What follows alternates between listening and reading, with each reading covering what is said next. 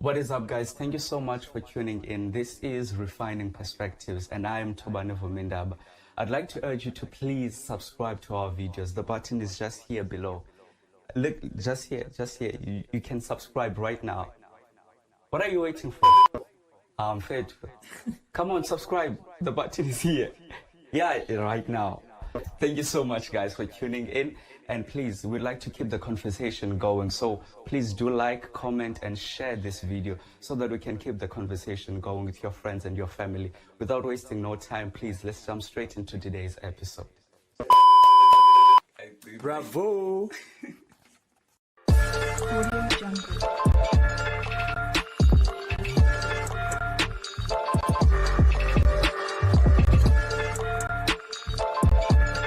Audio Jungle.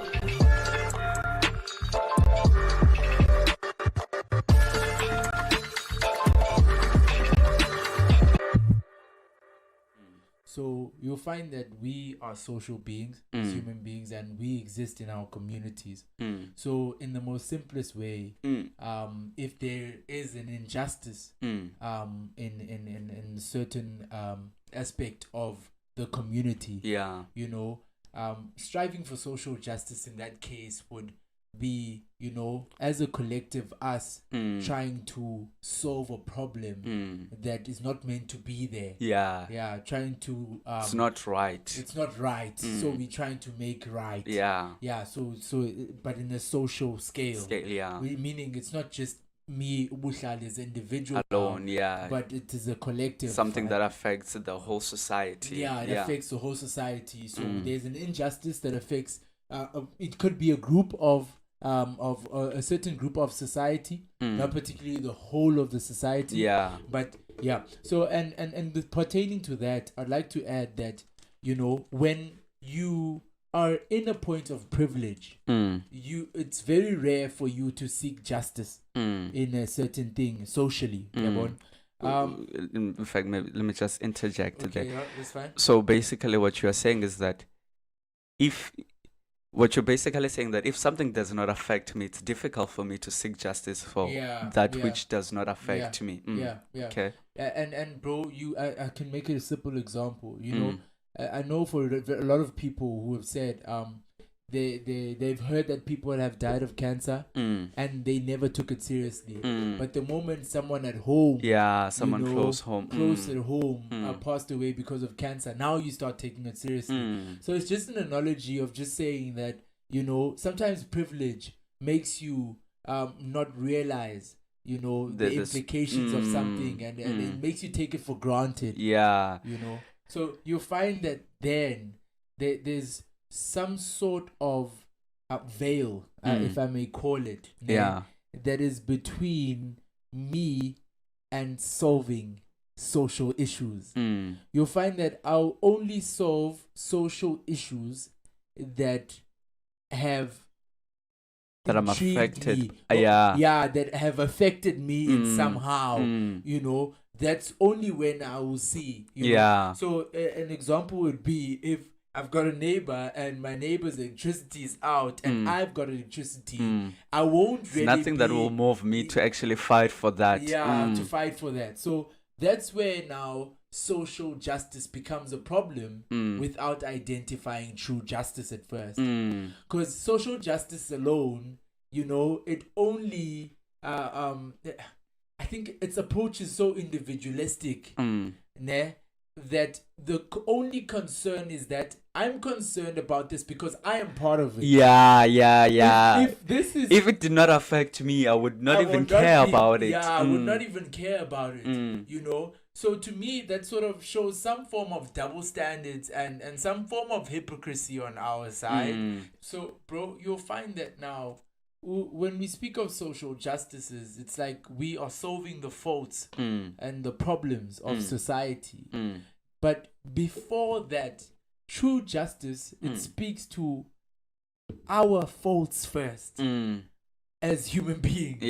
So individually, me as Ubuhlali, true justice speaks to me first gaining control over myself, my impulses, my impulsive behaviors, my toxic traits in my character, the the type of things that are not favorable for the success of me as an individual, as Bukhali. You know, this type of aspects of my life that impede my growth as an individual. So before now I can go and save society, I need to first save yourself, to save myself from yourself. from myself. And could it be that then maybe one of the reasons why we're failing to really succeed when it comes to social justice is because we are not true to ourselves? In what way? We are not seeking true justice. We are busy. Maybe what I'm trying to say is, because when you look at even the pioneers, people who have fought for social justice, and this is more prevalent in our days, but you see the people who have fought for social justice now turning their backs on the same people that they were fighting for, and you know, exploiting them and taking them for granted and all that. Could it be that, as you said, that the reason behind that is because they themselves, we as people, we usually neglect true justice. We neglect, you know, looking at ourselves, fixing our own faults, and you know, looking at our own character and dealing even with those corrupt and bad motives that we have that are underlying. And then what happens in the future when we start so well, and then now as we become dominant and as we become successful in our pursuit of social justice, then those things that we never defeated within ourselves, now they pop up, and they show themselves. Corruption shows itself, you know, these funny things that people do, those character flaws, integrity, lack of integrity, it now shows up because it was never dealt with from the beginning. I'm not Tobanus Vuminda, but I ran to pursue social justice without dealing with the true justice, which starts with me working on my character, building a person of integrity within me.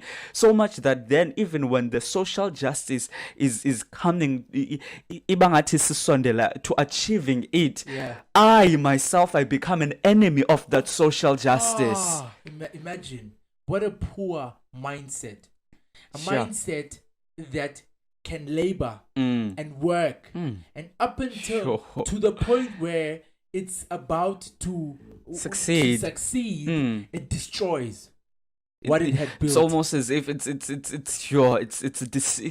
self-destruction. Yeah, self-destruction. And you'll find that is what we find in our political arena. In the political arena, that's what our leaders are doing. Because they took after social justice first, right? Before true justice. Yeah, before true justice, the foundation or the basis of their pursuit was based on self-interest. Oh, so now you're going to go back to the question that we were asking, where do you find your value? Maybe when they started to pursue social justice, they pursued it because they knew that there was something to gain at the end of the tunnel.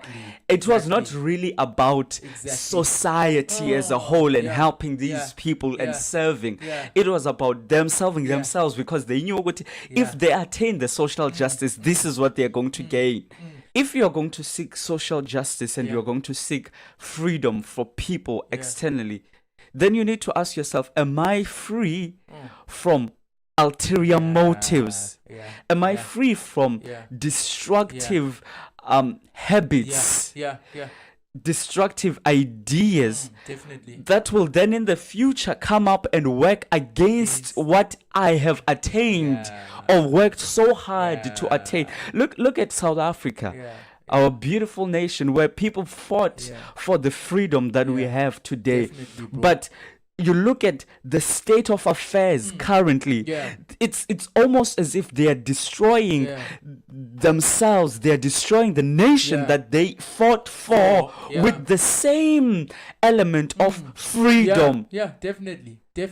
Because as you said, they never sought to be liberated themselves. They never sought after true justice. And you know what that does, bro? Do you know what that does? When we seek social justice before we seek true justice. Even the implementation of our policies are policies that are not favorable for emancipating or liberating the beneficiaries of our policies. Perfect example, bro, right? We come and we introduce social grants, right? To impoverished people, right, who have not been empowered to be able to produce themselves. We just give handouts, which is why today, right, we'll be surprised. We act surprised. Our leaders, they act surprised today when the majority of South Africans are living under the poverty line, right? And a lot of people are relying on the government to provide handouts so that they can get liberated. That mindset, my friend, is cultivated. That is not a mindset that comes Did not happen overnight. No, it did not happen overnight. So now you'll find that because our leaders were not liberated in terms of now the policies they will implement, they will enslave and entrench deeper chains of poverty in the mindsets of our people. Of the people. So basically, they enslave the same people that they claim they want to liberate. Exactly. But now the system of chains or the I don't know how I can put it, but people are still chained, but the only thing that has changed, maybe it's the prison cell. Exactly. Yeah. Definitely. That's the only thing that has changed. But people are still chained. They're not really liberated. For example, why do you think, right, our government will come and say, no, we are creating jobs. We are providing jobs for young people, right? They are the seaters that are giving learnerships. But a student will tell you, but we are not getting stipends. A student will value a stipend more than education. My question is, what bred that mindset? It's to no value to give someone fish, but not teach them how to fish. Because the problem is that person again will come back to you and ask for food. And the next day, what happens then when you die? Can I tell you something? When you are after true justice, you understand that the primary focus yako is to sacrifice yourself. It is to serve the next person. It's not to serve yourself. True justice, bro, it speaks to you understanding that life is a journey of learning so that you can empower other individuals. So you'll find that now, how will you be able to teach someone to fish when you are the one that doesn't even know how to fish? Bro, the mindset that has been entrenched to people, the mindset that is being poured into our minds is the mindset of dependency. Yeah, I agree. Could it be that is intentional? Because here, the reason why I'm asking that is because if I am the one who's seeking after social justice and I have not dealt with myself, with my character flaws, with my innate desires of being known, having, people worship me, becoming the man, material things. Then won't I allow Ubuhlali to become dependent on me? Because I know once Ubuhlali is dependent on me, then I will still have that control and that honor that he gives to me because he sees me as the big man.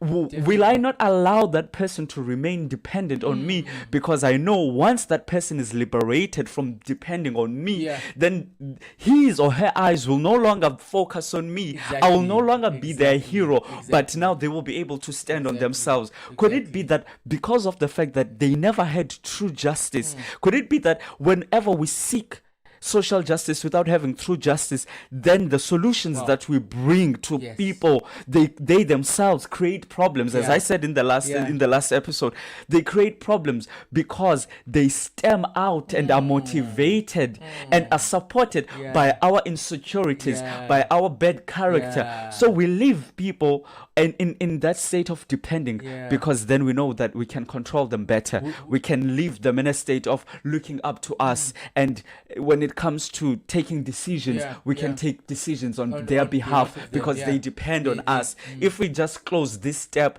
of social ground, if we just close this provision Yeah. of giving them food, Yeah. then their lives will shatter. Exactly. So then we Yeah. know which dial Yeah. to turn Yeah. in order for them to work like this. Wow. So then this issue of not having true justice, Yeah. it ends up making even social justice Yeah. unsustainable. Yeah. I love that. Unsustainable. I love that. The question of where do you find your value? Yeah. Maybe we can say it's at the core of the Yeah. problem. Yeah. Yeah. It's at the core of Yeah. the problem, Yeah. of the breakdown that we see in our political leaders. Yeah. And not just political leaders in Religious many institutions even as in well. religious institutions, Yeah. churches. The breakdown that we see Yeah. is caused by the fact that we really run away from true justice. Yeah. We run away from asking ourselves, what is my purpose? Why am I here? Why am I here? Yeah. And who am I? Yeah. Yeah. Who am I? What do I stand for? And what Yeah. do I stand against? Yeah. Yeah. So we become people who just live anyhow. Yeah. We don't know who we are. Yeah. We don't know what we stand for. Yeah. And if we don't know what we stand for, we'll fall for everything. Yeah. Because we won't know what we stand against. Yeah. That's why we can fight for liberation for such a long time. Yeah. And when we are about to attain it, Yeah. then Destroy we it. act against that same liberation that we Yeah. said that we are for, Yeah. because we don't know who we are. By default, innately, we have destructive habits. Yeah. We have a mindset that is conditioned to destroy, you know, what we're meant to protect. Hence, in the last episode, right, there was something that we closed off, and I was saying, I said that deep down, all of us, there is a yearning to be better versions of ourselves.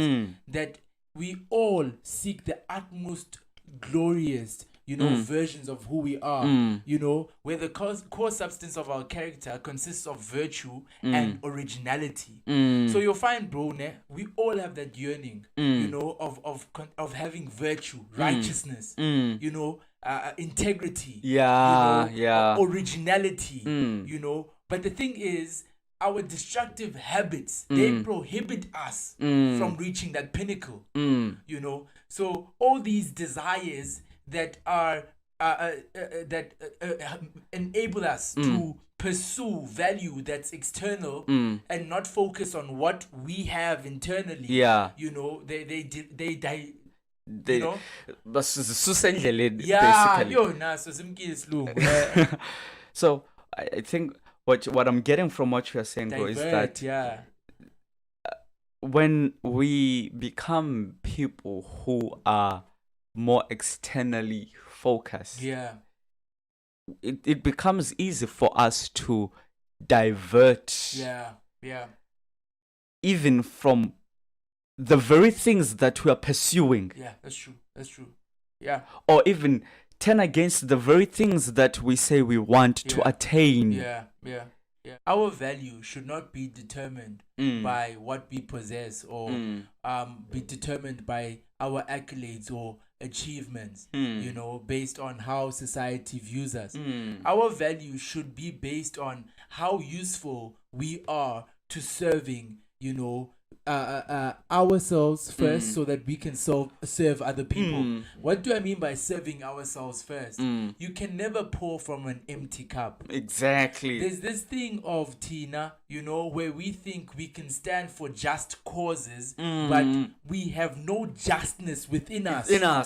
And sorry, bro, just to interject there. Yeah. And now that becomes evident. Iyavela loo nto leyo Yeah, now. it really does. Even if maybe we started Yeah, well, yeah. but xa sesihamba Yeah. ngoku iyavela ukuthi Yeah. we're fighting for justice, but Yeah. it does not even live, Yeah. it does not abide within us. Within us. So, bro, that's what you find that Mandela, right?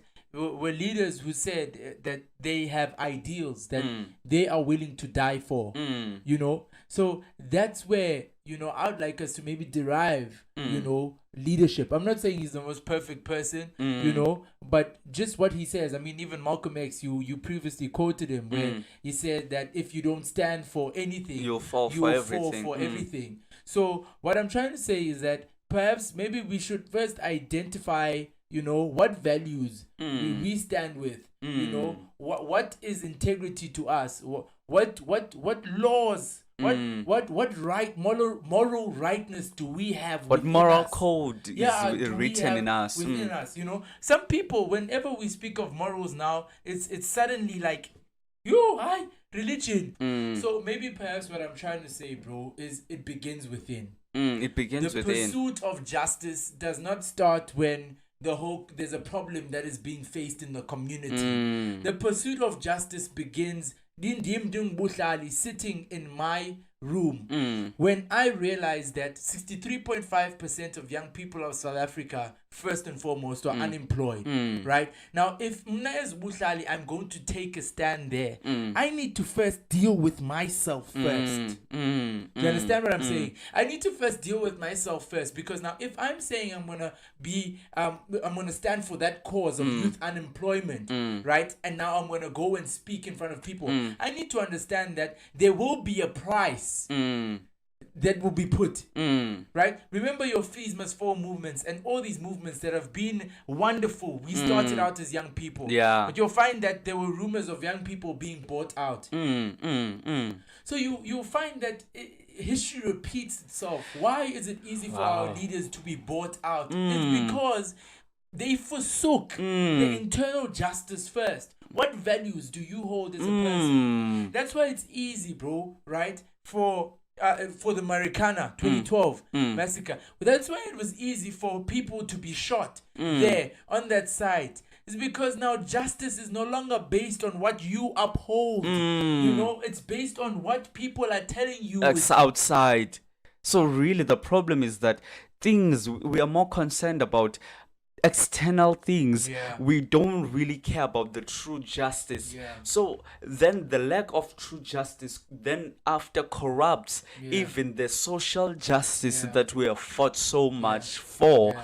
Perhaps maybe what we were trying to say in conclusion is that it's very important for us to seek true justice, because seeking true justice is what then will help us to even seek and sustain the social justice that we'll fight for and attain.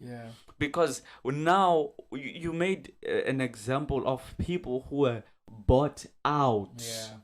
Why were they easily bought out of that?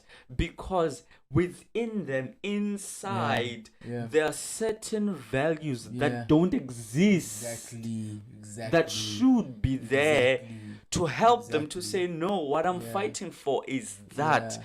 And even no matter amount of money that you can give to me, I will not turn against the ideal that I hold. Exactly, bro. You see? So then the lack of integrity, the lack of character is then what is causing even the decay even in our political arena, in all spheres, in business as well. Why do we see people in businesses exploiting the very same people who they say they want to create employment for? Bro, perhaps all in all, we're trying to say it's not wrong to stand for a socially just cause, but please do a rain check on yourself so that you do not contradict the very same thing that you claim to stand for. Exactly. That's why some political parties seem like rhetoric today, because you'll find that they will claim to stand for Marxist socialism, whereas in reality that's not what they're living out. It's not what they're living out. What we're trying to say, bro, is that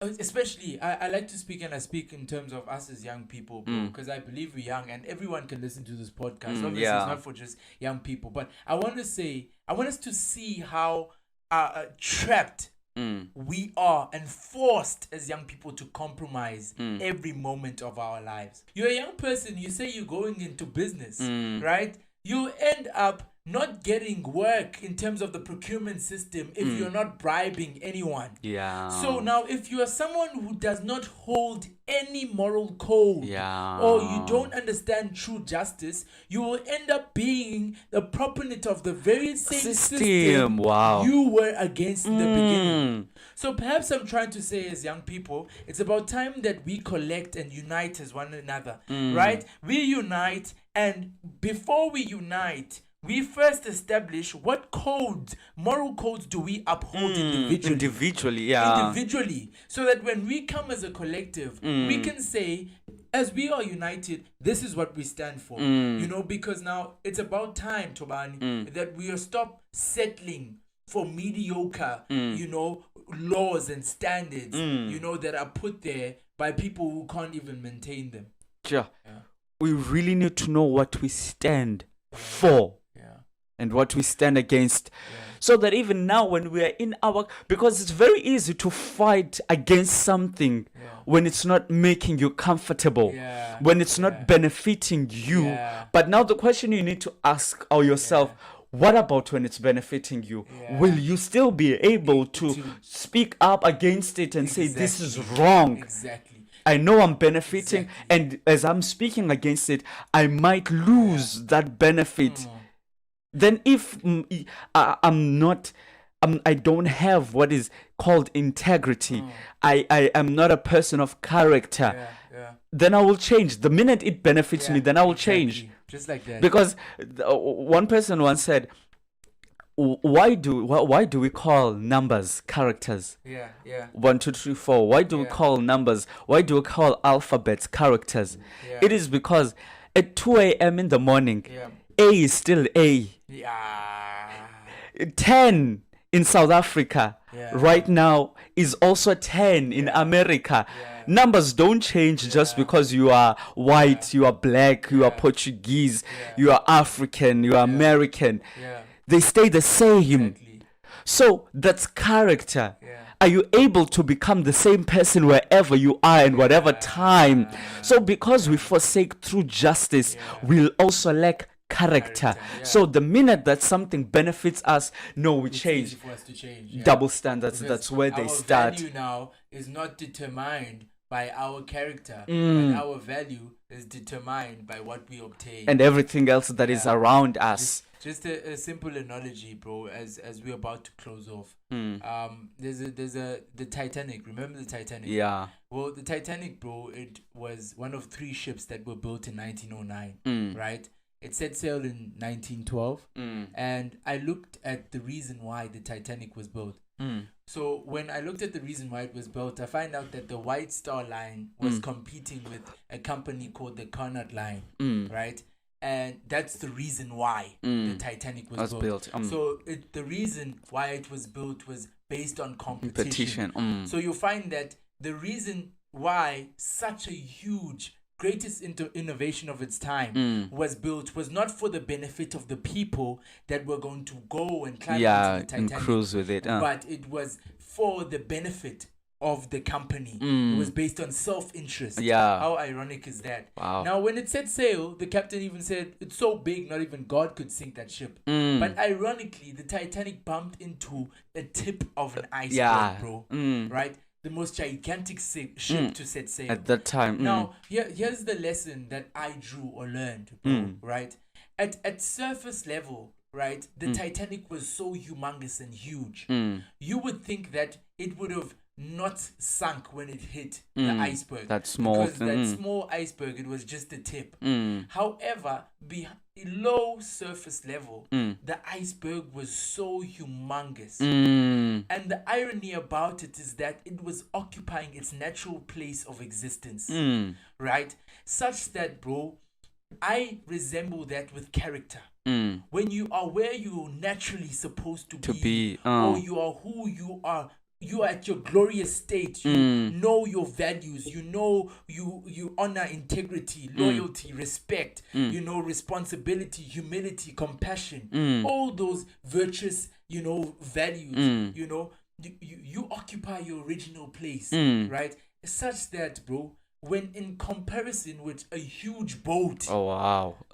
as a Titanic that is huge at surface level but so shallow at underneath the surface level, you are able to compete. So now it does not matter how you look on the outside. Yeah. You want, Wow. if you want to see a great leader, bro, look at someone who's willing to sacrifice how they look externally for the good of themselves internally. I get what you're saying, Yeah. bro. It's like you're saying, Oti, sometimes on the surface level, Yeah. you may appear to be nothing, but because you know who you are, you have character, you have integrity, things that form and make up everything that is not on the surface. Exactly. You can be able to withstand That's what I'm saying. even forces that are external that will try to change you or break you down. Yeah. Perhaps what we are also trying to say in this podcast as we are closing off is that it's important that we get to build ourselves internally before we focus on what is on the surface, because what is on the surface cannot sustain us, exactly. cannot It's not keep meant us standing. It cannot help us to stand for anything, but only what is underneath character, integrity, that is what is able to sustain us. That is what is able to sustain even the gifts, the causes that we have. Everything else that is not built upon a firm foundation, it's very easy for it to be affected about everything that is around it. So that's why then that small iceberg that was on the surface did not move, even though you're a contender with something that was very so big huge on the and surface. nice, Why? Because underneath it was grounded. Exactly. It was grounded. It had, if even it had character, it had integrity, it had all those beautiful values, and good attributes, character attributes. So then, because of that, it was able to stand in its place. That's why, bro, you'll find that people who have stood for just causes and died for them are remembered today.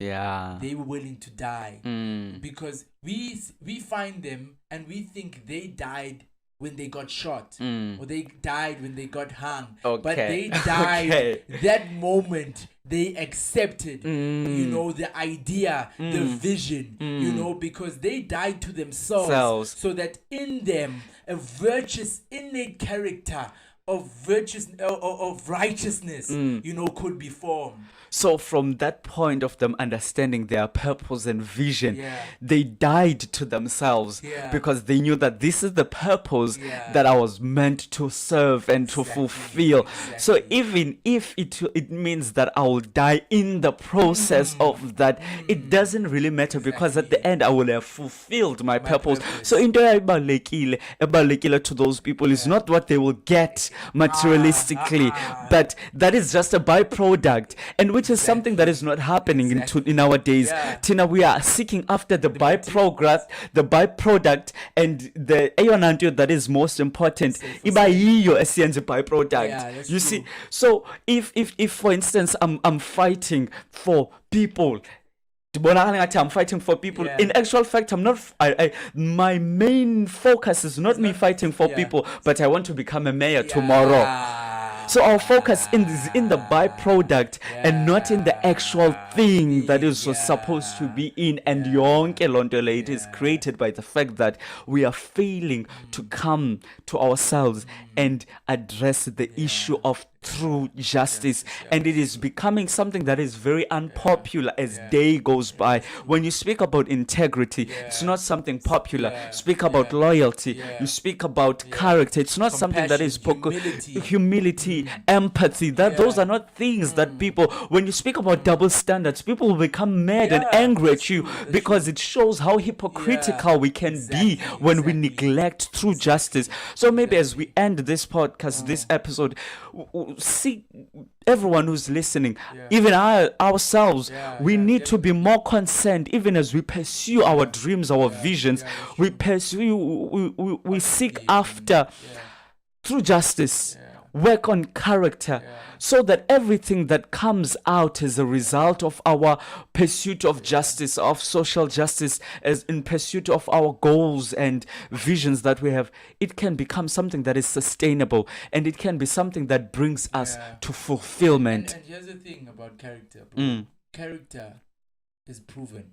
Mm, Character can only be tested. mm, So the true test of character is Mm. not you saying that I I have, have, ability, yeah, I have compassion. mm, A test comes and then yeah, we see we see it. if you have humility really- or compassion or honesty.